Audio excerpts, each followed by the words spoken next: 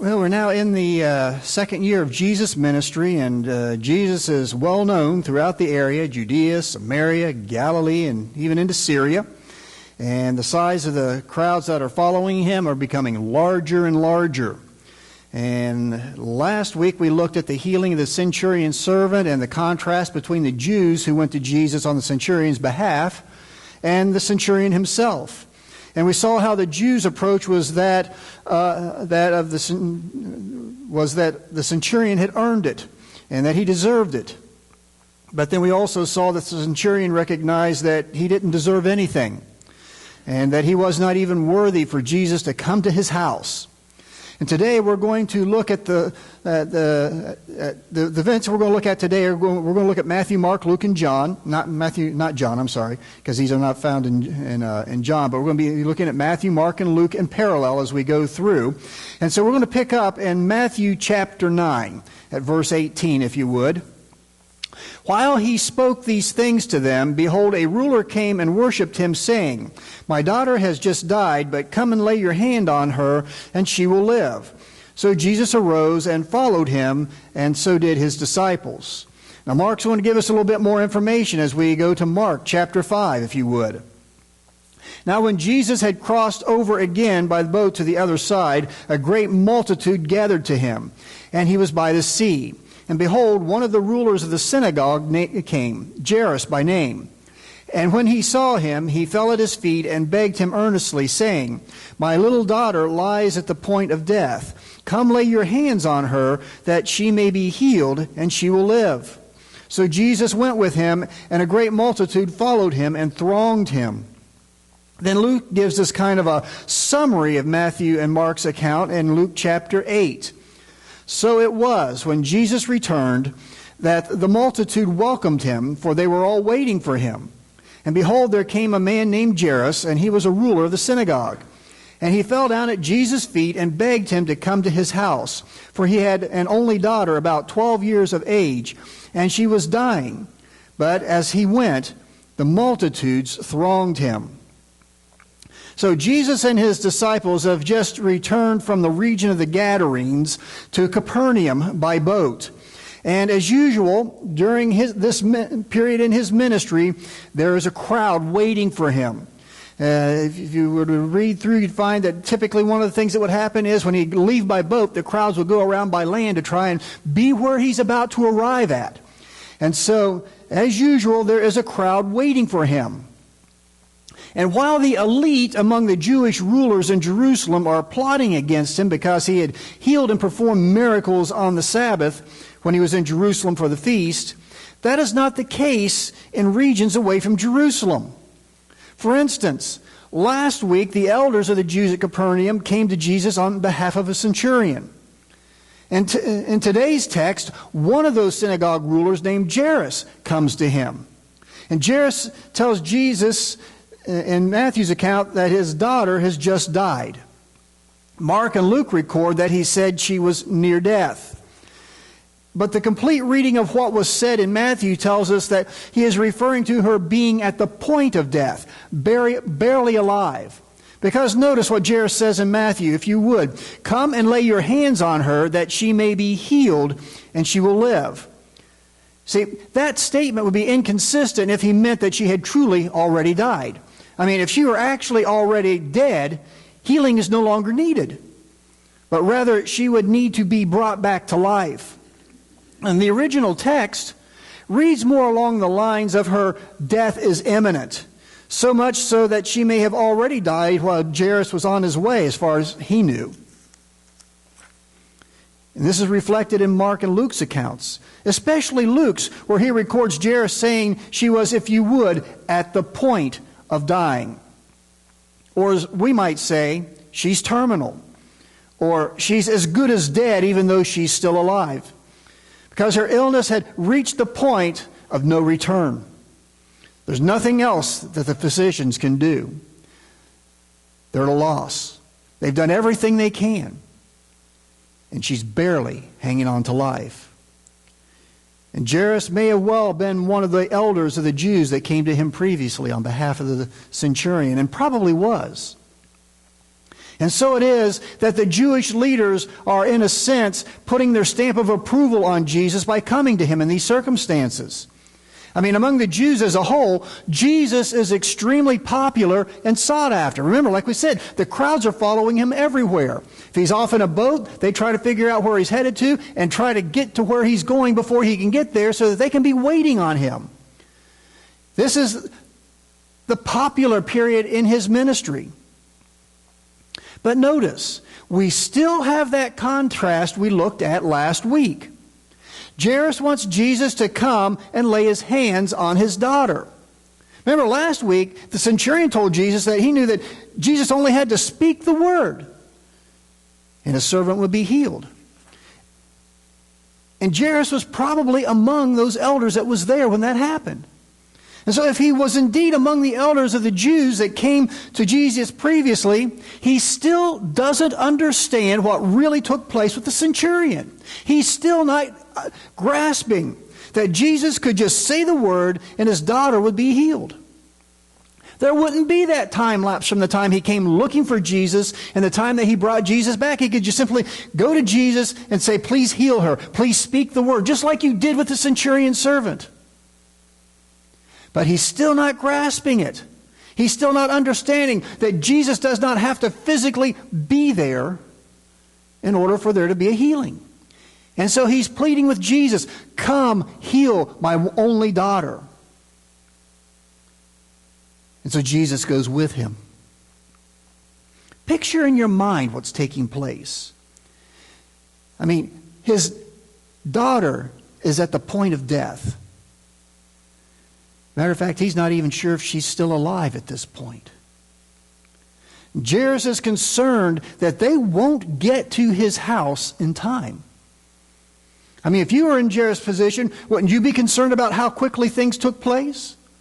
I mean, wouldn't you be concerned that Jesus got there in time if you believed he had to be there physically in order to heal her? And so there would be this anxiety and fear that are pressing in. And perhaps maybe he's wishing, Jesus, could you walk a little bit faster? She's dying. We need to get there before it's too late. And that sense of urgency fills the air as they walk toward Jairus' house. Perhaps with much urging from Jairus to pick up the pace. And then we pick up in verse 20 of Matthew 9, if you would. And suddenly, a woman who had a flow of blood for 12 years came from behind and touched the hem of his garment. For she said to herself, if only I may touch his garment, I shall be made well. But Jesus turned around, and when he saw her, he said, be of good cheer, daughter. Your faith has made you well. And the woman was made well from that hour. And then we pick up in Mark chapter 5's account. Now a certain woman had a flow of blood for 12 years and had suffered many things from many physicians. She had spent all that she had and was no better, but rather grew worse. When she heard about Jesus, she came behind him in the crowd and touched his garment. For she said, if only I may touch his clothes, I shall be made well. Immediately, the fountain of her blood was dried up, and she felt in her body that she was healed of the affliction. And Jesus, immediately knowing in himself that power had gone out from him, turned around in the crowd and said, who touched my clothes?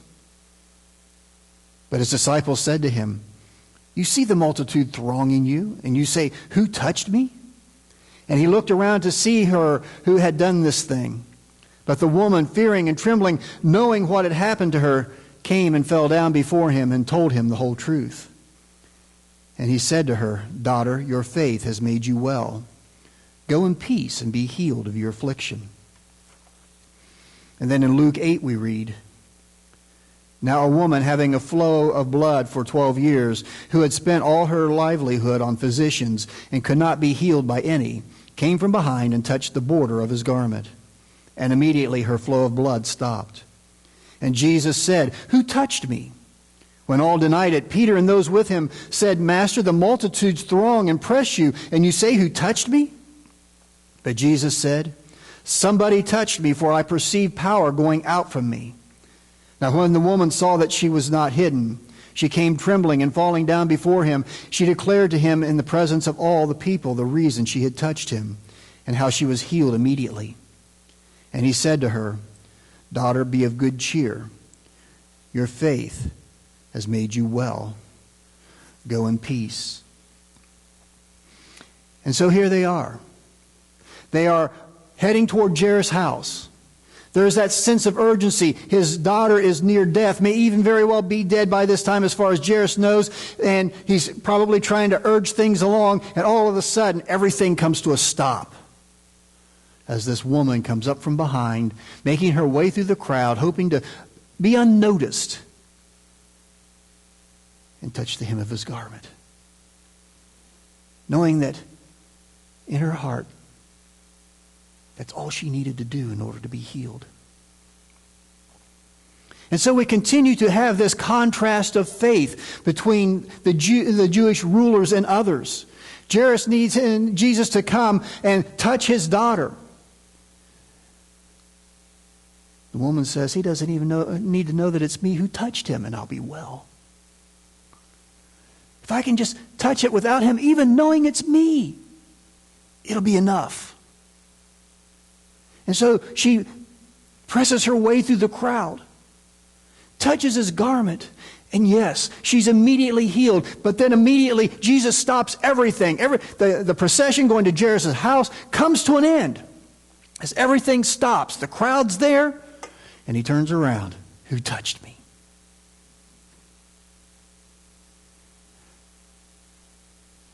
I believe the reason Jesus paused was he's trying to not just teach the crowd a lesson here, but also Jairus, who thinks he's got to come to his house.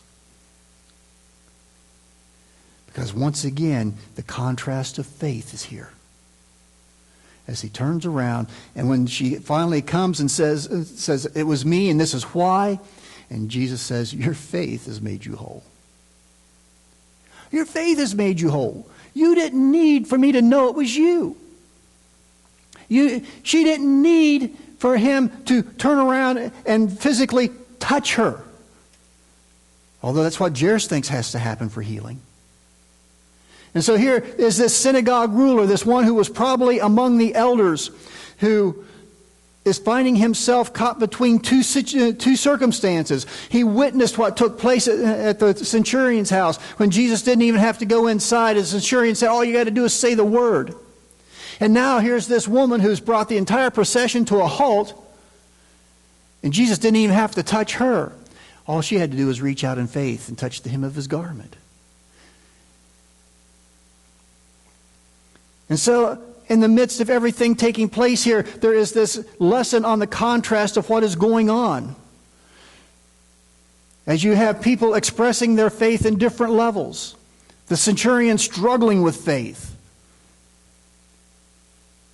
Jairus struggling even more. And then the woman who by faith comes to simply touch his garment. But yet everything has come to a halt.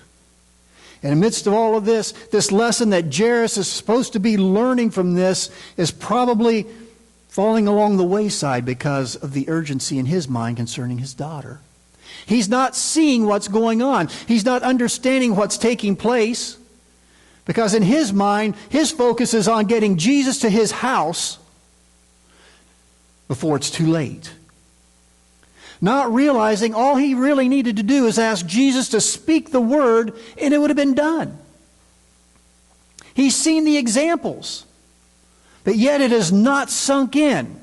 It has not reached his heart and his mind to where he understands that it's not about Jesus physically touching, it's about faith in what Jesus can do, regardless of where he is at.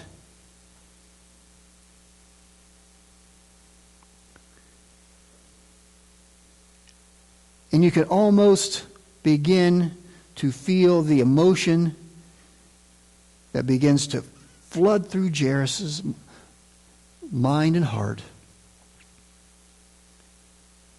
when we pick up in Matthew chapter 9, verse 23. When Jesus came into the ruler's house, and saw the flute players and the noisy crowd wailing, he said to them, "Make room, for the girl is not dead but sleeping." And they ridiculed him. But when the crowd was put outside, he went in and took her by the hand, and the girl arose, and the report of this went out into all that land. But then Mark gives us more information, if you would. While he was still speaking, or on the way yet, some came from the ruler of the synagogue's house, who said, "Your daughter is dead. Why trouble the teacher any further?" As soon as Jesus heard the word that was spoken, he said to the ruler of the synagogue, "Do not be afraid, only believe." And he permitted no one to follow him except Peter, James, and John, the brother of James. Then he came to the house of the ruler of the synagogue and saw a tumult, and those who wept and wailed loudly. When he came in, he said to them, "Why make this commotion and weep? The child is not dead, but sleeping." And they ridiculed him. But when he had put them all outside, he took the father and mother of the child and those who were with him, and entered where the child was laying. Then he took the child by the hand and said to her, "Talitha cumi," which it translated, "Little girl, I say to you, arise." Immediately the girl arose and walked, for she was 12 years of age. And they were overcome with amazement. But he commanded them strictly that no one should know it, and said that something should be given her to eat. And then we have Luke's account, if you would. While he was still speaking, someone came from the ruler of the synagogue's house, saying to him, "Your daughter is dead. Do not trouble the teacher." But when Jesus heard it, he answered him, saying, "Do not be afraid, only believe, and she will be made well." When he came into the house, he permitted no one to go in except for Peter, James, and John, and the father and mother of the girl. Now all wept and mourned for her, but he said, "Do not weep. She is not dead, but sleeping." And they ridiculed him, knowing that she was dead. But he put them all outside, took her by the hand, and called, saying, "Little girl, arise." Then her spirit returned, and she arose immediately, and he commanded that she be given something to eat. And her parents were astonished, but he charged them to tell no one what had happened. So like I said, imagine Jairus' reaction when he was told, "It's too late. She's dead. Don't bother him anymore. She's already passed. It's over with." I don't know. Perhaps he's angry with the woman who interrupted their going to his house. I mean, after all, Jesus was on his way to heal her so that this wouldn't happen. And all of this woman, she just had to bring things to a halt, didn't she? So maybe he's angry with her.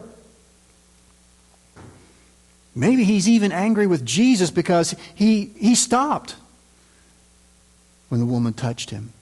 I mean, after all, he knew the urgency of the situation. He knew how urgent this was, that he'd get there before it's too late, and he chose to stop. So maybe Jairus is angry with Jesus for not hurrying up and getting there when he knew just how important it was that he get there as quickly as possible. But regardless, his heart must be broken. I can almost picture in my mind the look on his face when he's told, "It's over. She's gone." Up until that point, there's been hope. Up until that point, there's that possibility that Jesus is going to get there and he's going to touch her and she's going to be okay. But now, the hope has been dashed. His heart is now broken. His very being is now filled with hopelessness. And then Jesus tells him, "Don't be afraid. Just believe. Just believe that it's going to be okay. Just believe that she will live." I mean, put yourself in Jairus' situation. How well would you have been able to believe that she was going to live, knowing that she's dead? Would you found yourself struggling with faith? You found yourself doubting? And then Jesus arrives. And you got, as the one writer describes it, a commotion going on. They got the flute players. They've got the wailers. I mean, you need to understand something. Yes, there were many there, the family, who were genuinely mourning the loss of a loved one. But this is a synagogue ruler. He's probably wealthy. And one of the things that they typically did is they paid professional criers to come and mourn over the dead. And they would typically contact them to show up and be ready when they knew that someone was at the point of death, so that when it happened, the commotion began. The flutes began to play, the crying and the mourning. And Jesus walks in and says, "What is this all about? She's not dead. She's just sleeping." Yeah, right. We know what death looks like. This girl is dead, Jesus. Don't tell us she's sleeping. We're experts in this. Remember, we get paid to know when someone's dead. And she's dead.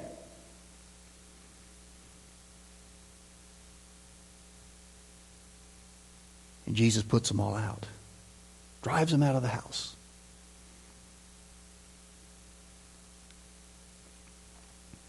Goes into the little girl, taking her by the hand. Talitha Kumi. Little girl, get up. As Luke's account puts it, her spirit returned to her and she got up.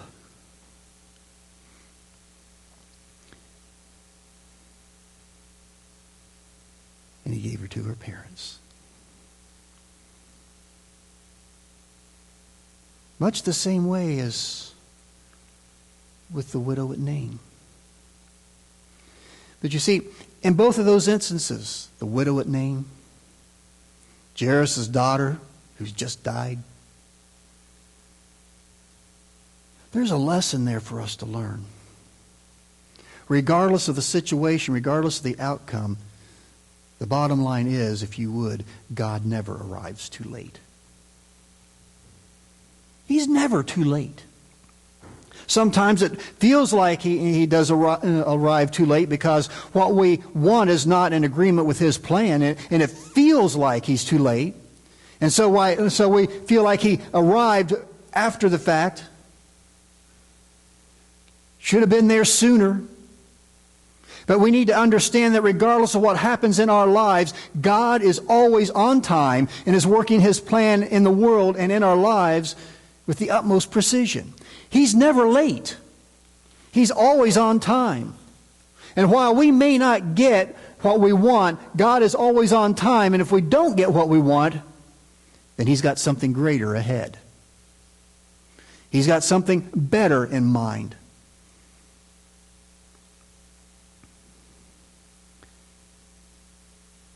And have you noticed? Just like with the widow at Nain last week and Jairus today, it means that many times he arrives when it seems all hope is gone. Many times he waits until everything seems to be hopeless. Then he shows up. It's not showing up late. He arrives to restore the hope. He arrives to show us that he is the one who gives hope.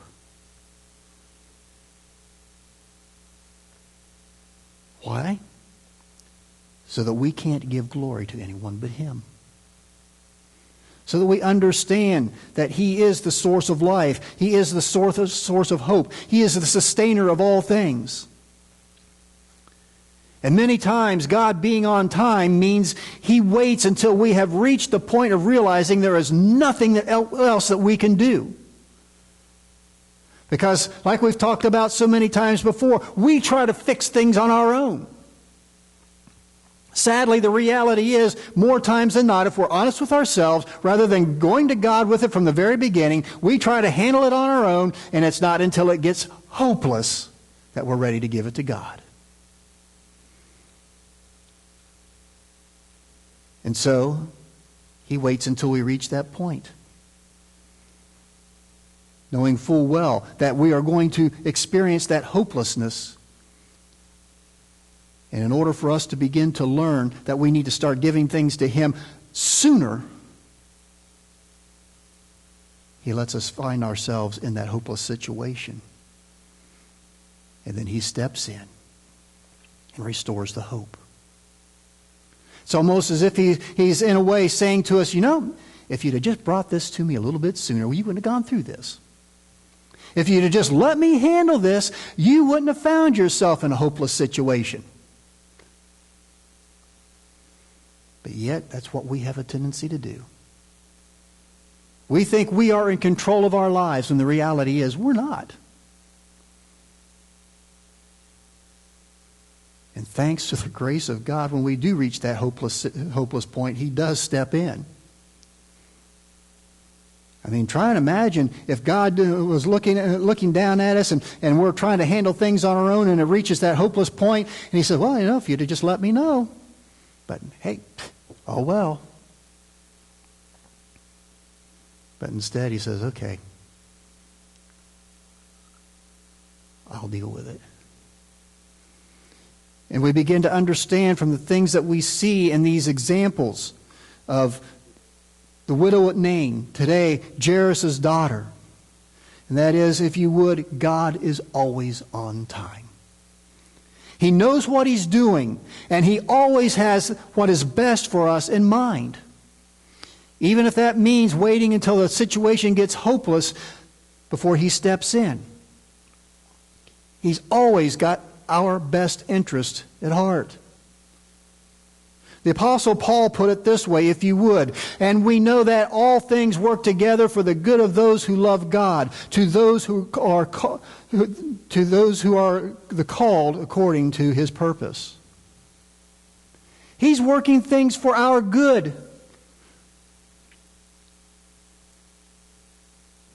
And because He is working things for our good, He is always on time, regardless of the situation. He's never too late. He's never too early. He's always right on time for our good. Sometimes for our good is to teach us some lessons, to discipline us, and help us to grow, to help us to become more like Him, to help us to learn to trust Him better, to lean on Him, to begin to really, truly understand that Jesus was serious when He said, "Come unto me, all you who are weary and heavy laden, and I will give you rest." He really meant it. And yet we wait until it's hopeless, and then we come to Him. But God is always on time. He's never too late. And His timing is always such that He has our best interest in mind. Well, we may not see it at the time. What He's trying to do for us in the long term may elude us for quite a while. But there will eventually come a point in our lives where we will be able to look back and look at those situations and be grateful God did what He did when He did it. Because it truly was better for us in the long run.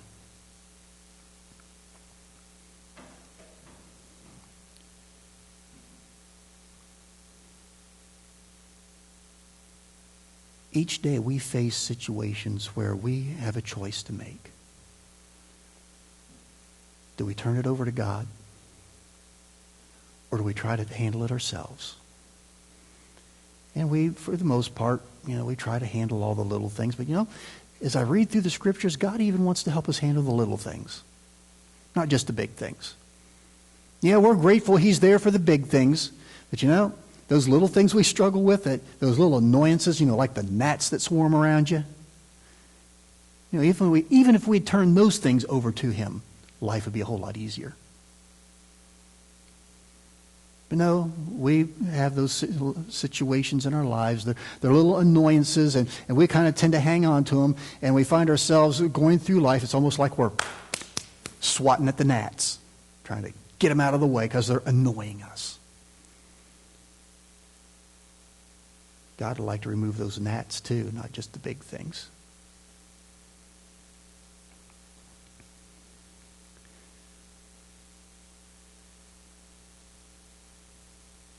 I would like to encourage you today.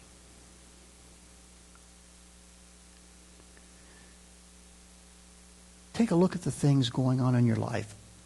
Take a look at the things that have gone on in your life. Look for God's hand at work.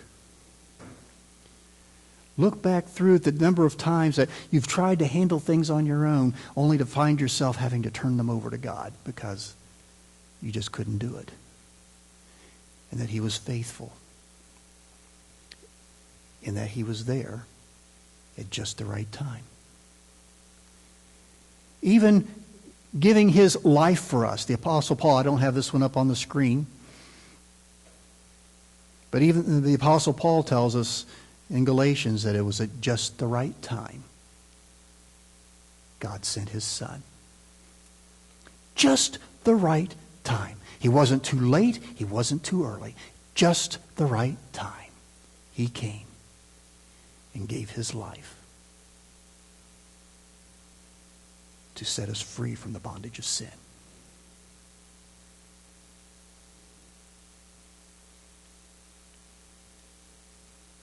Trust Him. Put your faith in Him. Turn things over to Him. Let Him have control. Trusting that He steps in and He takes care of things at just the right time. Yeah, there'll be times where you go to put things in His hands, you'll turn them over to Him, and you'll think, Lord, why are you waiting so long? Why are you taking so long, Lord? Why aren't you dealing with this right now? I've given it to you. You're being a Jairus. I'm sure that's what he was going through when Jesus stopped to take care of the woman. What are you doing? I've given this to you, Lord. You're taking too much time. Try to let go of the feelings that Jairus might have had and just simply trust that in His time, He's going to deal with it. Because He is in control. Nothing He can't handle. Yeah, He knows He knows when we're struggling with this sense of urgency. He knows when that anxiety is building because He's not doing things the way we think they should be done and when they should be done.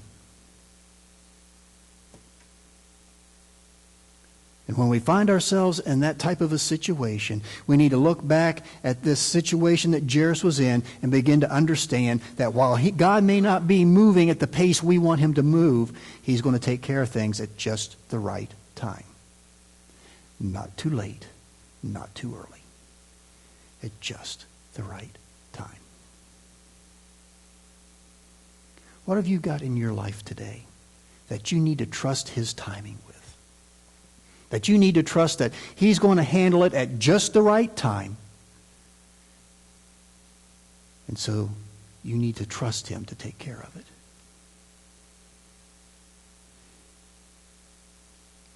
You got something that you need to just let go of the anxiety and let Him deal with it in His time and in His way?